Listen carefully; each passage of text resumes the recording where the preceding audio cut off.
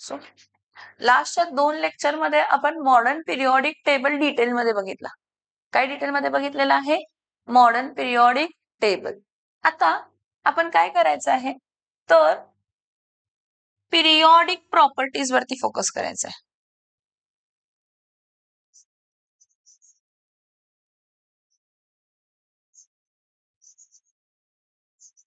Periodic properties of elements.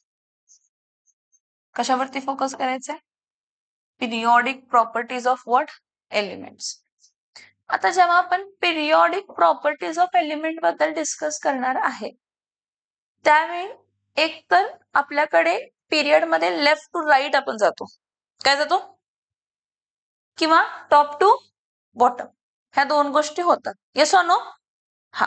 So periodic properties of elements discuss करण्यासाठी periodic properties कोणते कोणते आपण डिस्कस करणार आहे? Atomic size, ionisation enthalpy, electronegativity, electron gain enthalpy, reduction potentials, melting point, boiling point, density, हे सगळे periodic properties आहेत.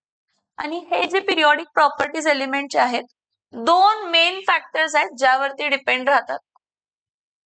एक आहे न्यूक्लिअर चार्ज, एक काय आहे न्यूक्लिअर चार्ज, आणि दुसरा आहे शिल्डिंग इफेक्ट. दुसरं कोणता इफेक्ट आहे? Shielding effect. आता शिल्डिंग इफेक्टलाच आपण स्क्रीनिंग इफेक्ट म्हणतो.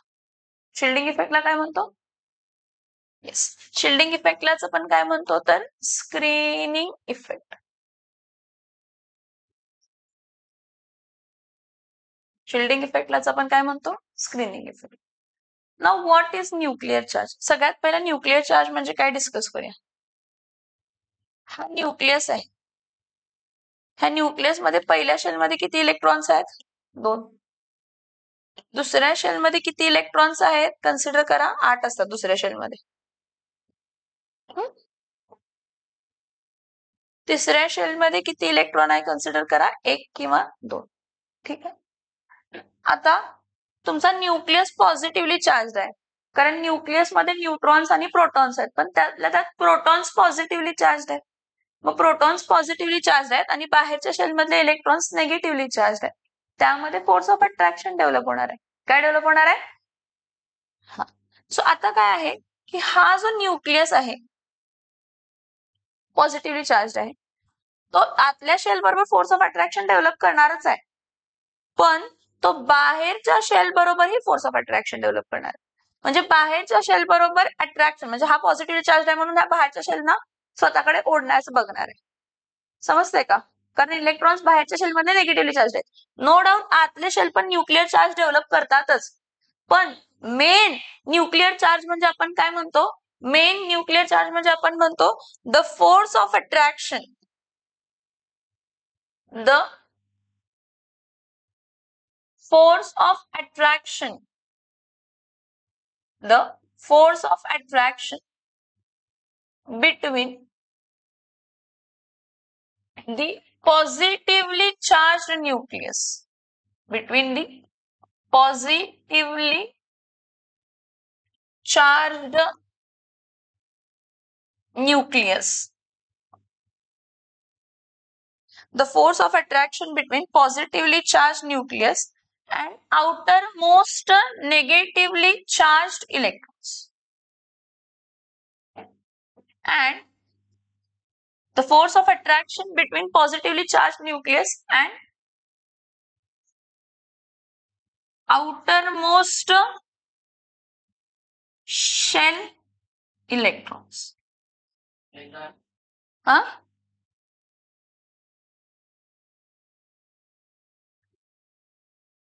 अरे ओके. सो आता काय म्हटलं? The force of attraction between the positively charge nucleus and outer most shell electrons, जे कसे चार्ज आहेत? Negatively charge. कसे चार्ज आहेत? हा जो फोर्स ऑफ अट्रॅक्शन डेव्हलप होतो न्यूक्लियस मध्ये आणि आउटर मोस्ट शेल इलेक्ट्रॉन्स मध्ये, ह्याला आपण कसला चार्ज म्हणतो तर न्यूक्लिअर चार्ज. ठीक आहे. बरं, अजून काय असतं सांगितलं मी तुम्हाला. सेकंड फॅक्टर्स अफेक्टिंग काय असते पिरियॉडिसिटी मध्ये, शिल्डिंग इफेक्ट. कसला इफेक्ट असतो, कसला इफेक्ट असतो, शिल्डिंग इफेक्ट. ना व्हॉट इज शिल्डिंग इफेक्ट, हे बघा मी पहिला डेफिनेशन लिहिते. The obstruction caused by inner shell electron for what, for development of force of attraction, for development of force of attraction between what, between nucleus and outermost shell electron. Obstruction cause होतो आणि तो obstruction कोण cause करतात तर हे आतल्या shell मधले electrons अडथळा निर्माण करतात. कशासाठी, nuclear force of attraction develop व्हायला देत नाहीत. Easily nuclear force of attraction develop व्हायला देत नाही. कोण देत नाहीत, आतल्या शेल मधले इलेक्ट्रॉन्स. काय करतात तर जेव्हा न्यूक्लियस जो पॉझिटिव्हली चार्ज आहे तो बाहेरच्या शेल ऑफ इलेक्ट्रॉन बरोबर फोर्स ऑफ अट्रॅक्शन काय करणार आहे, डेव्हलप करणार आहे. तर हा इलेक्ट्रॉन 10 वेळा मध्ये येतो. त्याच्या काय येतो, इलेक्ट्रॉन काय येतो, 10 वेळा काय येतो मध्ये. का मध्ये येतो, कारण त्याला फोर्स ऑफ अट्रॅक्शन डेव्हलप व्हायला द्यायचं. का मध्ये येतो तो, कारण त्याला फोर्स ऑफ अट्रॅक्शन न्यूक्लियसला डेव्हलप व्हायला द्यायचं नाही. सो हे जे आतले शेल ऑब्स्ट्रक्शन करतात कशासाठी, electrons force of attraction develop करण्यासाठी न्यूक्लियस मधले आणि आउटर मोस्ट शेल मधले, त्याला आपण शिल्डिंग इफेक्ट म्हणतो किंवा त्याला आपण काय म्हणतो तर स्क्रीनिंग इफेक्ट. समजतंय काय सांगितलं, the obstruction caused by the inner shell electrons for the development of force of attraction between the nucleus and outer most shell electron is called as shielding effect. आता शिल्डिंग इफेक्ट किंवा screening effect दर subshell वेगवेगळी capacity दाखवते shield करण्याची. म्हणजे जर आतल्या shell मध्ये एस सबशेल भरलेली आहे तर एस सबशेलचे इलेक्ट्रॉन सगळ्यात जास्त शिल्डिंग इफेक्ट दाखवतात, म्हणजे सगळ्यात जास्त ऑब्स्ट्रक्शन दाखवतात. त्यापेक्षा कमी पी सबशेलचे इलेक्ट्रॉन्स, त्यापेक्षा कमी डी सबशेलचे इलेक्ट्रॉन्स, त्यापेक्षा कमी एफ सबशेलचे इलेक्ट्रॉन. सोप्या भाषेत डी आणि एफ सबशेलचे इलेक्ट्रॉन्स, जर डी आणि एफ सबशेल भरली तर ते डी आणि एफ सबशेलचे इलेक्ट्रॉन जास्त शिल्डिंग इफेक्ट प्रोड्यूस करत नाही. तसं बघितलं तर ते स्लाइटली शिल्डिंग इफेक्ट काय करतात, कमीच करतात. पण जर तुमच्या आतल्या शेलमध्ये फक्त एस आणि पी सबशेल भरलेली असेल ना तर ते इलेक्ट्रॉन सगळ्यात जास्त ऑब्स्ट्रक्शन डेव्हलप करतात. कशासाठी, तर फोर्स ऑफ अट्रॅक्शन डेव्हलप व्हायला देत नाही. कोणामध्ये, न्यूक्लियस मध्ये आणि आउटर मोस्ट शेल इलेक्ट्रॉन्स मध्ये, न्यूक्लियस मध्ये आणि आउटर मोस्ट शेल इलेक्ट्रॉन्स मध्ये. आता ह्याचा काहीतरी ओव्हरऑल इफेक्ट असतो. न्यूक्लिअर चार्ज म्हणजे आपण काय म्हटलं, the force of attraction between the positively charge nucleus and outer most shell electron म्हणजे न्यूक्लिअर चार्ज म्हटलं आपण. ठीक आहे, फाईन. आणि शिल्डिंग इफेक्ट म्हणजे the obstruction caused by the inner shell electron for the development of force of attraction between nucleus and what, outer most what, shell electrons. त्यानंतर एक concept येते इफेक्टिव्ह न्यूक्लिअर चार्ज. कसली concept आहे, effective nuclear charge. So जर आपण effective nuclear charge बद्दल discuss करायला गेलो, what is effective nuclear charge, राहिलेला न्यूक्लिअर चार्ज. राहिलेला न्यूक्लिअर चार्ज म्हणजे काय की तुमचा जर ऑब्स्ट्रक्शन काय डेव्हलपच झाला नसता, शिल्डिंग इफेक्टच्या आधीचा न्यूक्लिअर चार्ज जो काय असेल, म्हणजे मी जर असा विचार केला की आतले शेल काय ऑब्स्ट्रक्शन कॉज करत नाही आणि the force of attraction between the centre of nucleus and outer most shell electron is nuclear charge. मग हा nuclear charge minus sigma shielding constant. कसला कॉन्स्टंट आहे हा? कसला कॉन्स्टंट आहे हा? Shielding constant. हा शिल्डिंग कॉन्स्टंट काय करतो?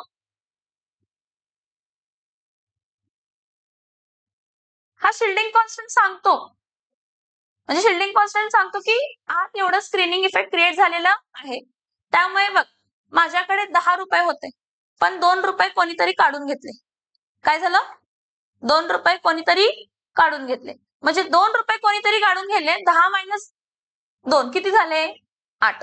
दॅट इज लाईक दिस की इफेक्टिव्ह न्यूक्लियर चार्ज म्हणजे तुमचा जो काही टोटल न्यूक्लियर चार्ज आहे मायनस काय असणार आहे तर shielding constant. Total nuclear charge minus काय असणार आहे? Shielding constant. Total nuclear charge minus काय असणार आहे? Okay. So effective nuclear charge म्हणजे आपला nuclear charge minus shielding constant. आणि शिल्डिंग कॉन्स्टंट चेंज होणार दरवेळी, कारण आपण काय म्हटलं की एस सबशेलचं शिल्डिंग इफेक्ट सगळ्यात जास्त असतं, म्हणजे एस सबशेल मधले इलेक्ट्रॉन सगळ्यात जास्त शिल्डिंग इफेक्ट दाखवणार आहेत. त्यापेक्षा कमी कोण दाखवणार आहेत तर पी सबशेल मधले इलेक्ट्रॉन. त्यापेक्षा कमी कोण दाखवणार आहेत तर डी सबशेल मधले इलेक्ट्रॉन. त्यापेक्षा कमी कोण दाखवणार आहेत तर एफ सबशेल मधले electron. So your effective nuclear charge is nuclear charge minus काय असते तर शिल्डिंग कॉन्स्टंट. ठीक आहे, फाईन, ओके. आता अक्रॉस द पिरियड काय होतंय आणि डाऊन द ग्रुप काय होतंय हे बघूया. जर मी पिरियड सेकंड घेतला तर पिरियड सेकंड मध्ये कोणते कोणते एलिमेंट्स आहेत? पिरियड सेकंड मध्ये सगळ्यात पहिला कोण आहे तर लिथियम. लिथियम नंतर कोण आहे तर बेरिलियम. बेरिलियम नंतर कोण आहे तर बोरॉन. बोरॉन नंतर कोण आहे तर कार्बन. बोरॉन नंतर कार्बन. कार्बन नंतर कोण आहे? नायट्रोजन. नायट्रोजन नंतर कोण आहे? ऑक्सिजन. ऑक्सिजन नंतर कोण आहे? फ्लोरीन. फ्लोरीन नंतर कोण आहे तर निऑन. ठीक आहे. आता होतंय काय? इलेक्ट्रॉनिक कॉन्फिगरेशन आपण कसं लिहितो? ह्याचं कॉन्फिगरेशन 1s2 2s काय असते तर 1. परत 1s2 2s काय असते तर 2. परत इथं काय असते? 1s2 इथं काय असतंय? 1s2 2s2 2p1. परत 2s2 2p2. 1s2 भरणारच आहे. 1s2 भरणारच आहे. Vedanta start fast. So 2s2 2p काय येणार आहे तर 3. परत 2s2 2p काय असणार आहे? 4. परत 2s2 2p काय असणार आहे? 5. परत 2s2 2p काय येणार आहे? 6. हे बघ, हा असा आपण इलेक्ट्रॉनिक कॉन्फिगरेशन असाही लिहू शकतो. ॲज वेल ॲज मी अजून एक पद्धतीने लिहिते मैत्र. हा 2 कॉमा काय आहे तर 1. हा 2 कॉमा काय आहे तर 2. हा 2 कॉमा काय आहे तर 3. हा 2 कॉमा काय आहे तर 4. हा 2 कॉमा काय आहे तर 5. हा 2 कॉमा काय आहे तर 6. हा 2 कॉमा काय आहे तर 7. हा 2 कॉमा काय आहे तर 8. म्हणजे जर तुम्ही अक्रॉस द पिरियड गेला तर filling of electron same shell मध्ये होते. काय होतंय? फिलिंग ऑफ इलेक्ट्रॉन कशामध्ये होते? Same shell. जर filling of electron same shell मध्ये होत असेल तर मला सांग आउटर मोस्ट शेल मधले इलेक्ट्रॉन्स वाढत गेले.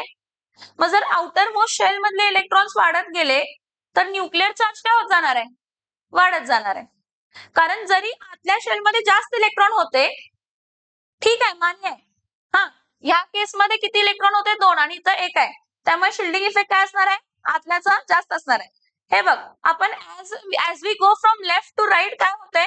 Shielding effect remains the same, पण every time electron is added in the same shell, outer most shell. मग every time new electron is added in the outer most shell. That's why as we go from left to right लक्षात ठेवायचं की nuclear charge वाढते. कसला पण असू दे, मग effective nuclear charge का असत नाही? मग तो कोणताही पिरियड असू दे, period 2, period 3, period 4, period 5, period 6, period 7, period 8. Period 8 नसते, पिरियड 7च असते. सगळ्या पिरियड मध्ये हेच होणार आहे की as we go from left to time every time electron is added in its outer most shell except d आणि एफ ब्लॉक मध्ये, पण बाहेर शेल मध्ये त्याचे इलेक्ट्रॉन असणार आहे. Okay, So as we go from left to right, effective nuclear charge increases. Ka effective nuclear charge is increasing? Because the electrons in the outermost shell increases by 1 every time. आणि proton पण वाढणार आहे. मग जेवढे जास्त proton आणि electron तेवढा जास्त force of attraction. Yes or no? Yes or no? Yes. So across the period nuclear charge, effective nuclear charge increases. म्हणजे तुझा शिल्डिंग कॉन्स्टंट वगैरे कमी करून वगैरे. आणि पिरियड मध्ये ना शिल्डिंग कॉन्स्टंट किंवा शिल्डिंग इफेक्ट सेम असतं. काय सेम असतं? का शिल्डिंग इफेक्ट सेम असतं? कारण नंबर ऑफ इलेक्ट्रॉन आतल्या शेलमध्ये काय राहतात? सेम. समजते? नंबर ऑफ इलेक्ट्रॉन आतल्या शेलमध्ये काय राहतात? सेम. त्यामुळे शिल्डिंग इफेक्ट काय राहतो? सेम. शिल्डिंग इफेक्ट सेम राहतो, पण nuclear charge left to right काय होतं? वाढतं. न्यूक्लिअर चार्ज काय होतं? लेफ्ट टू राईट काय होतं? वाढ. समजते मी काय सांगते? ठीक आहे. सो नेक्स्ट, आता डाऊन द ग्रुप काय होणार आहे? डाऊन द ग्रुप जर बघितलं तर सगळ्यात पहिला हायड्रोजन आहे, मग लिथियम आहे, मग सोडियम आहे, मग पोटॅशियम आहे, मग रुबिडियम आहे, मग सीझियम आहे. मग hydrogen 1 electron, lithium 2,1, sodium 2,8,1, potassium 2,8,8,1, rubidium 2,8,18,1, caesium 2,8,18,18,8, काय असते तर 1. इकडे 8,1 आहे. मला सांग डाऊन द ग्रुप काय होत चाललंय? काय इन्क्रीज होत चाललंय? Down the group every time new shell is added. पहिला बघा, पहिला हा जो ग्रुप आहे, पहिल्या पिरियड मध्ये एकच शेल होते, दुसऱ्या पिरियड मध्ये 2 शेल झाले, तिसऱ्या पिरियड मध्ये 3 शेल झाले, ओम चौथ्या पिरियड मध्ये 4 झाले, 5व्या पिरियड मध्ये 5 झाले, 6व्या पिरियड मध्ये काय झाले? 6 शेल झाले. पण त्याची आतली शेल काय होत चालली आहे? Completely filled. आतली शेल कम्प्लिटली फिल्ड होतीये, पण बाहेरच्या शेल मध्ये इलेक्ट्रॉन काय आहे? Same. So down the group काय होते? Down the group every time new shell is added. Down the group every time what is added? New shell is added. But the number of electrons in the outermost shell, the number of electron in the outermost shell remains what? Remains the same. So आतले shell मधले electron जर वाढले तर obstruction जास्त असणार आहे, अडथळा जास्त असणार आहे फोर्स ऑफ अट्रॅक्शनला. म्हणजे down the group every time new shell is added, shielding effect काय होणार आहे? वाढणार, आणि न्यूक्लिअर चार्ज काय होणार आहे? कमी. So down the group every time new shell is added, आणि त्या नवीन शेल मध्ये number of electron outermost shell मध्ये काय राहतात? सेम. आतल्या शेल मध्ये इलेक्ट्रॉन नो डाऊट, पण बाहेरच्या शेल मध्ये नंबर ऑफ इलेक्ट्रॉन्स काय राहतात? सेम. दर ग्रुपला असं होतंय, दर ग्रुपला, कोणताही ग्रुप द्या. देअरफॉर आपण काय म्हणतो? Therefore down the group nuclear charge, down the group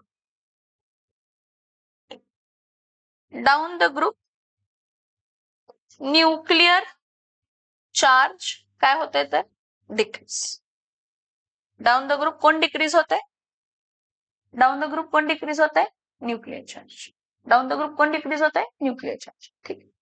आता next, what about shielding effect across the period आणि down the group? What about the, what we can say, shielding effect. हे बघा, जेव्हा आपण शिल्डिंग इफेक्ट म्हणतो तर left to right जेव्हा आपण जातो, कुठे जातो? कुठे जातो? Left to right. आतल्या शेल मध्ये काय वाढ होते का? नाही. आतल्या शेल मध्ये नंबर ऑफ इलेक्ट्रॉन्स काय राहतात? Same. So left to right across the period,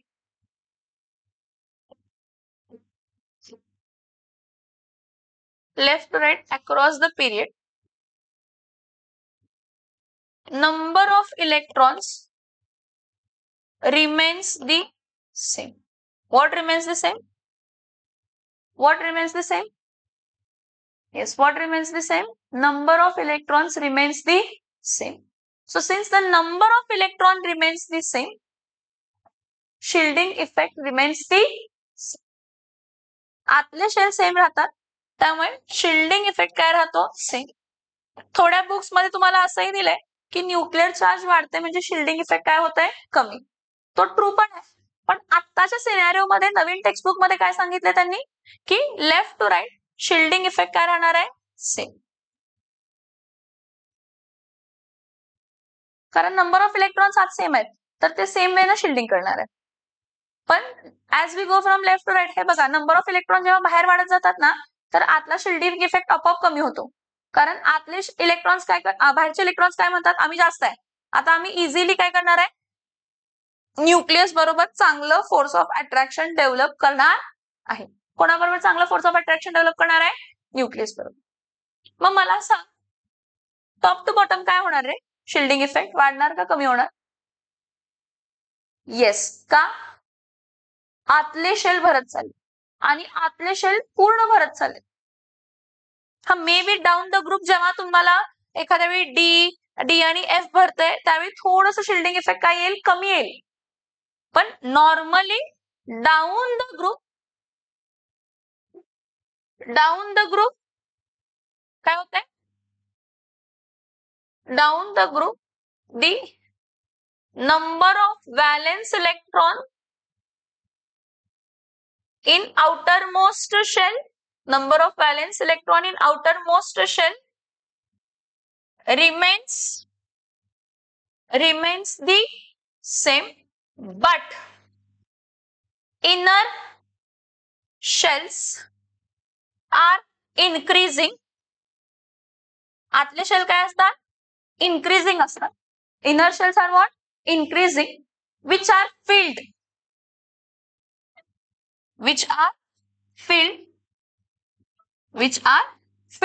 and causes what? Which are filled and causes more obstruction. And causes what? More obstruction. Hence what? Hence shielding effect increases down the group. Hence shielding effect काय होतो? shielding effect? Down the group. Hence shielding effect increases down the group. समझ में आ रहा है? Yes or no? Point read करा फक्त textbook मधलं.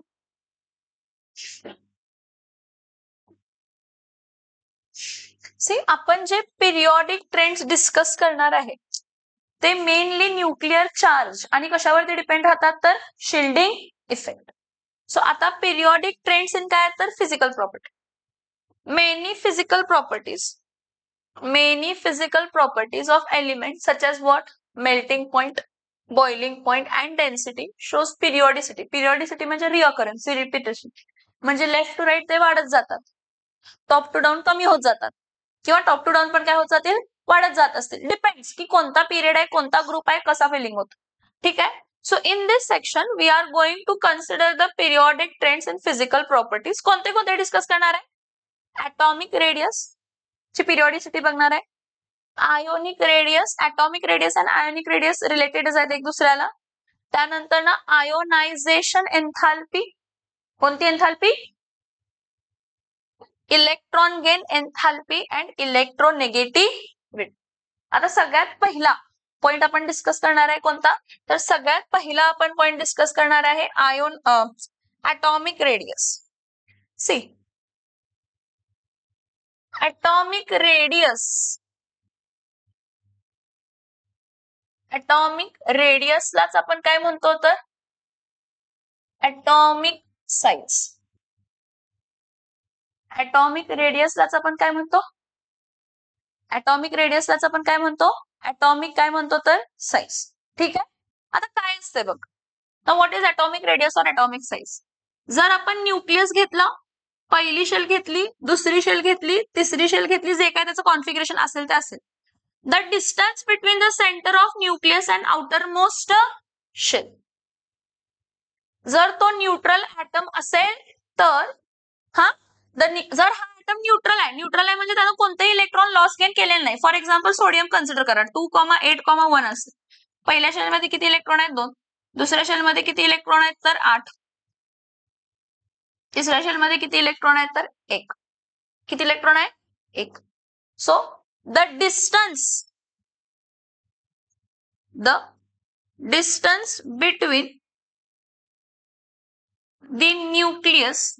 between the nucleus and outermost shell electron.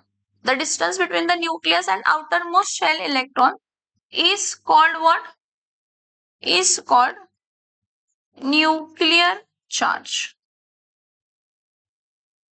त्याला आपण कसला चार्ज म्हणतो?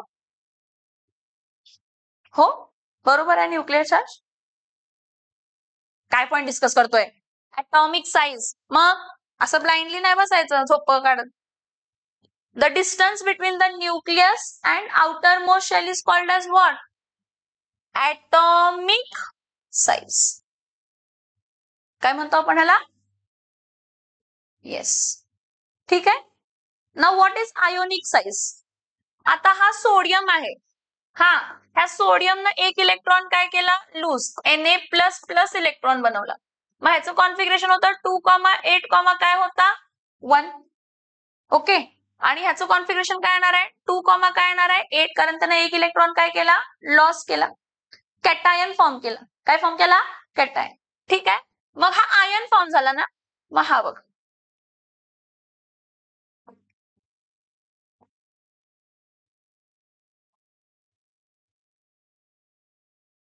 the distance between the nucleus and outermost shell electron, पण कोणाचा? Of ion.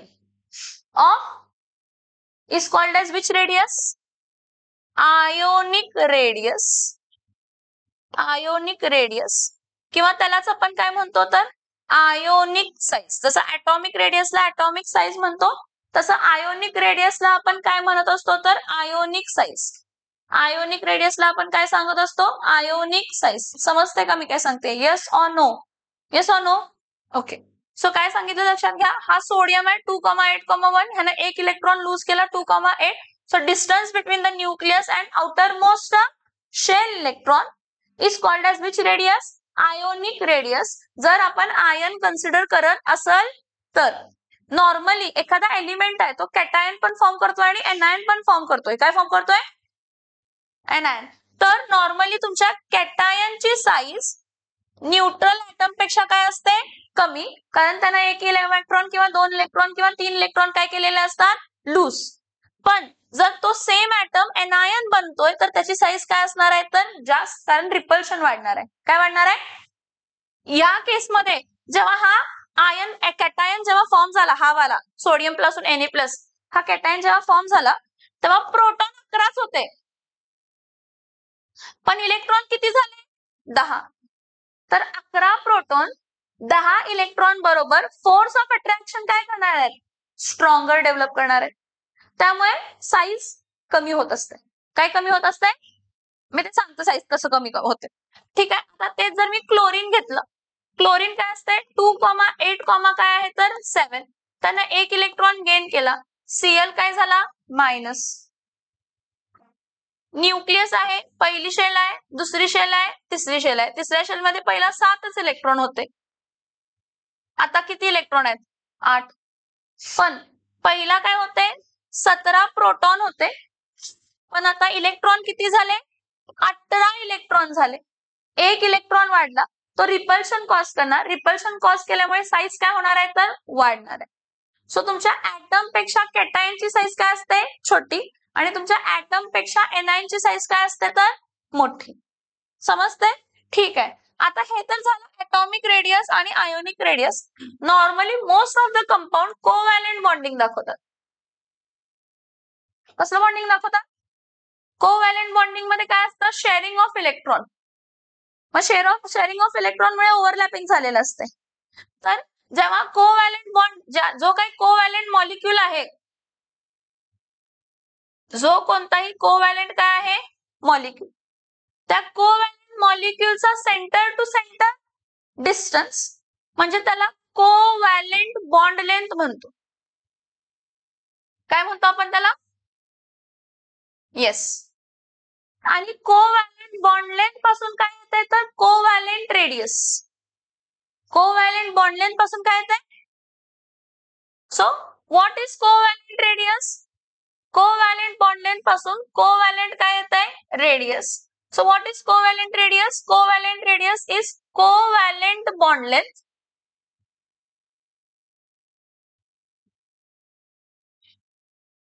divided by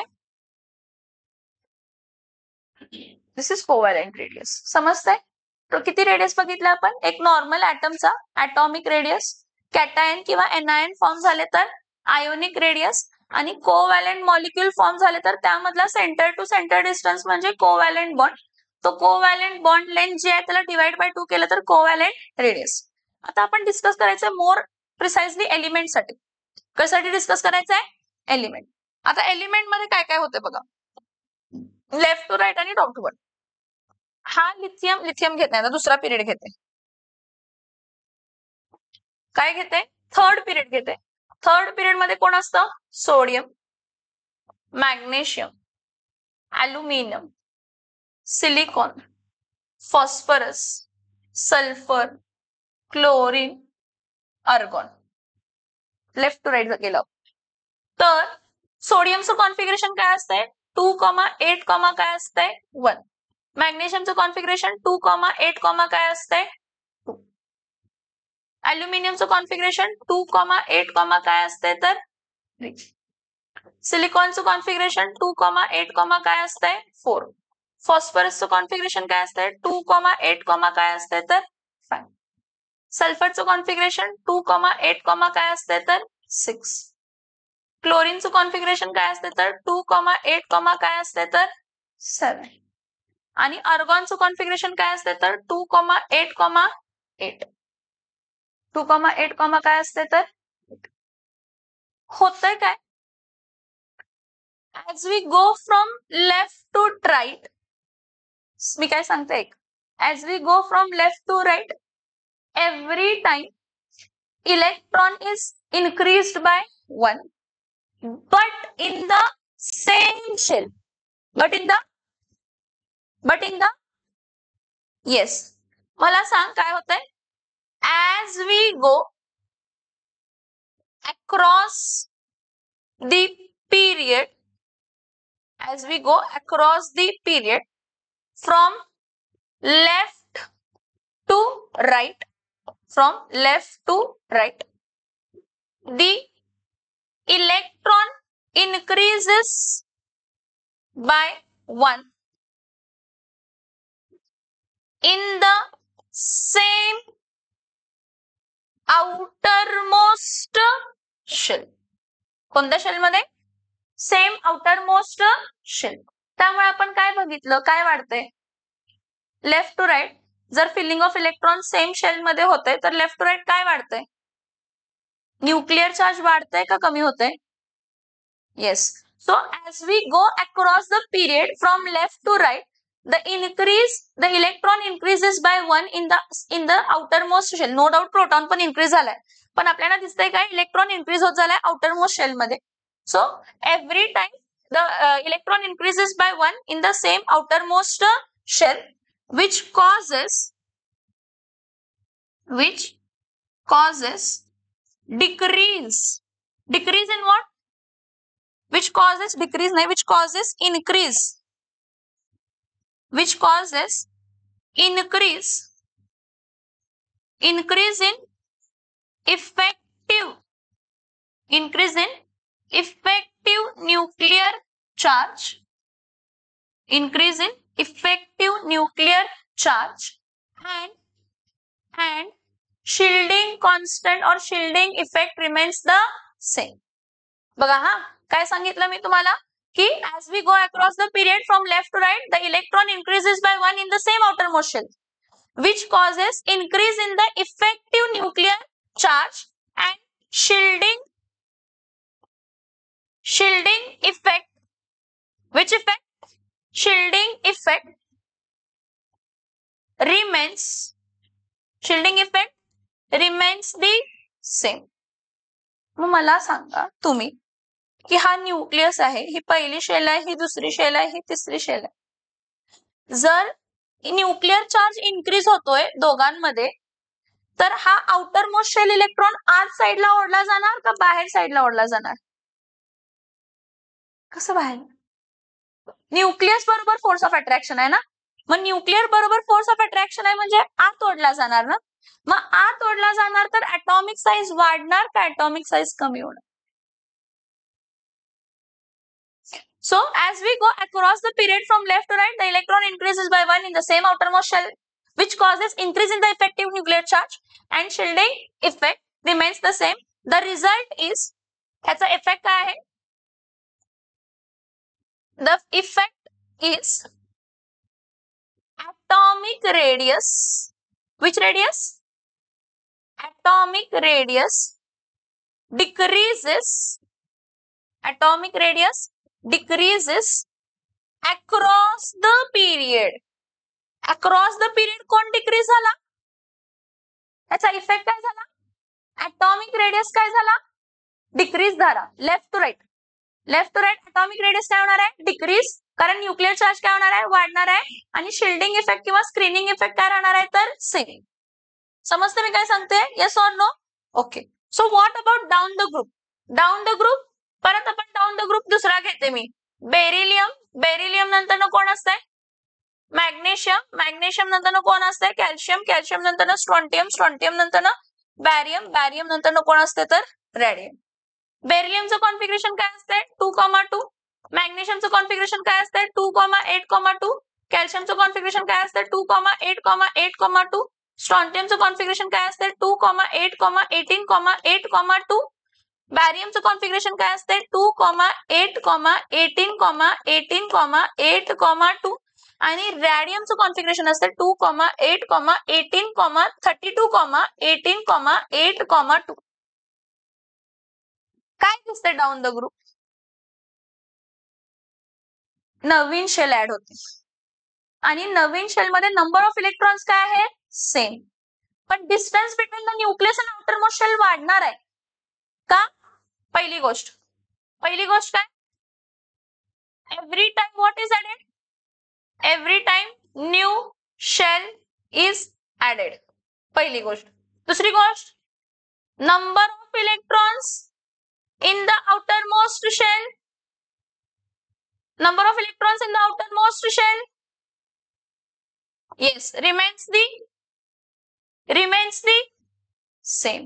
Number of electrons in the outermost shell remains the, yes, number of electrons in the outermost shell remains the same. Okay, so inner shell increases, inner shell number increases, hence shielding effect increases. Hence what increases? Shielding effect increases. Nuclear charge decreases. मला सांग ह्या सगळ्याचा effect काय असणार आहे down the group? Atomic size वाढणार का कमी होणार? नवीन शेल ऍड झाली, नंबर ऑफ इलेक्ट्रॉन्स सेम राहिले, वाढले पण नाही. नंबर ऑफ इलेक्ट्रॉन्स बाहेरचे वाढले असते तर न्यूक्लियर चार्ज वाढला तरी असता. पण every time new shell is added, त्यामध्ये number of electron outer most shell मध्ये राहतात same. Inner shell number increases, filled electrons वाढतात, त्यामुळे शिल्डिंग इफेक्ट काय झाला? इन्क्रीज. न्यूक्लियर चार्ज काय झाला? Decrease. So what increases?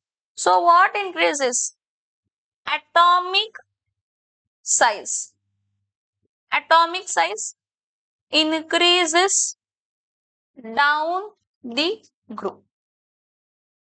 What increases down the group? Atomic size.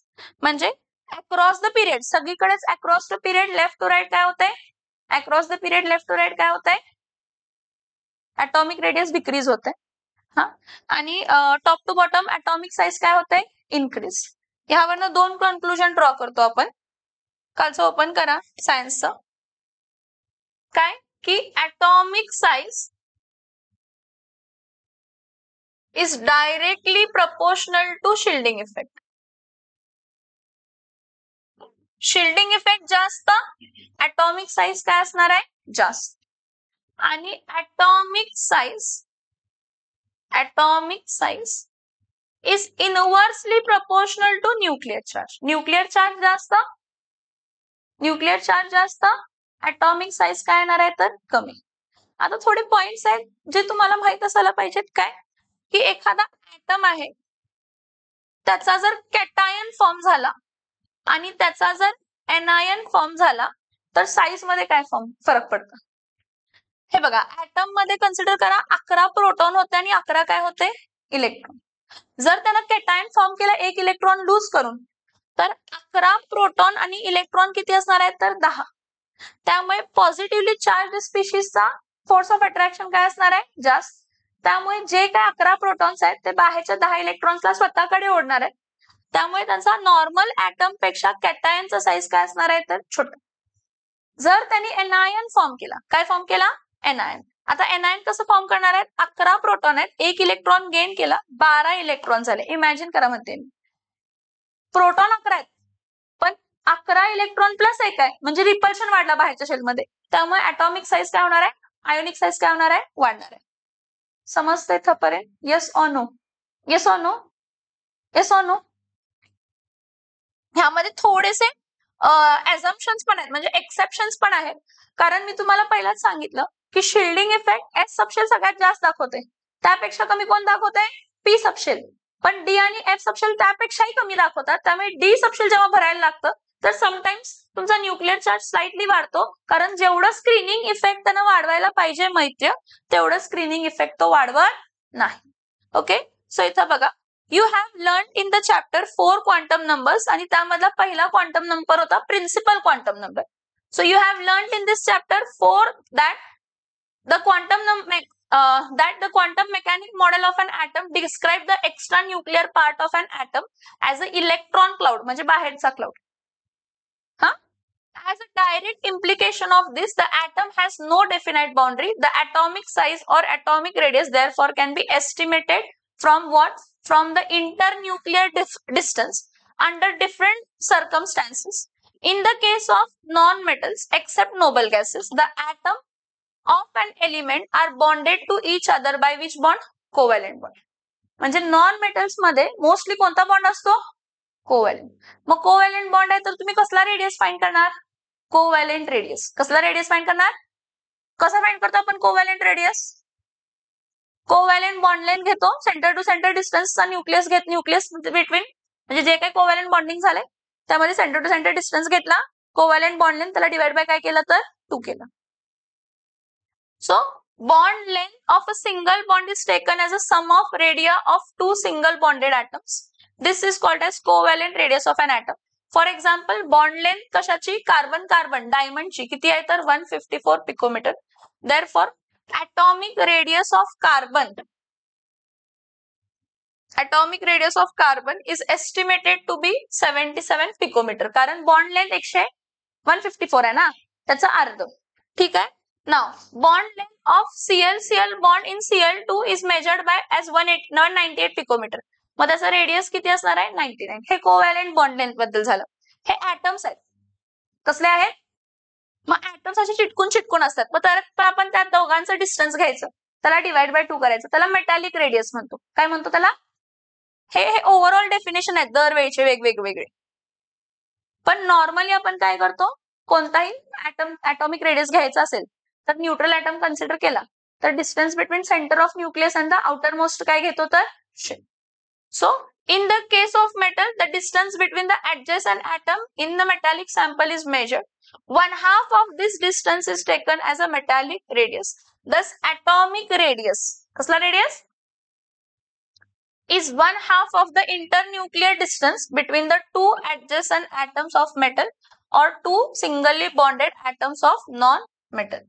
Next, atomic radius is estimated in terms of electron density, म्हणजे जिथं density जास्त आहे इलेक्ट्रॉनची, which encloses typically 95% or more, which is orbitary of the electron density. आता हे group 1 आहे. ह्या group 1 मध्ये काय होत चाललंय सांग मला, left to right. atomic radius कमी होत चाललंय का वाढत चाललंय? कमी होत चाललंय, कारण न्यूक्लिअर चार्ज काय झाला, वाढला. atomic radius काय होणार आहे, कमी. शिल्डिंग इफेक्ट काय होणार आहे, तर वाढणार. Shielding effect remains the same. परत sodium, magnesium, aluminium, silicon, phosphorus, sulphur, chlorine, atomic radius काय होत जातं, तर कमी होत जातं. Down the group atomic radius काय होत जातं, तर वाढत जात. Down the group atomic radius काय होत जातं, वाढत जात. सो हे समजलं इथपर्यंत. ह्यामध्ये काय आहे डिफरन्स, मी तुम्हाला कॅटायन आणि एनायनचं पण सांगितलं. एवढं समजलंय पॉईंट, ठीक. पुढचं नेक्स्ट लेक्चरला कंटिन्यू करू.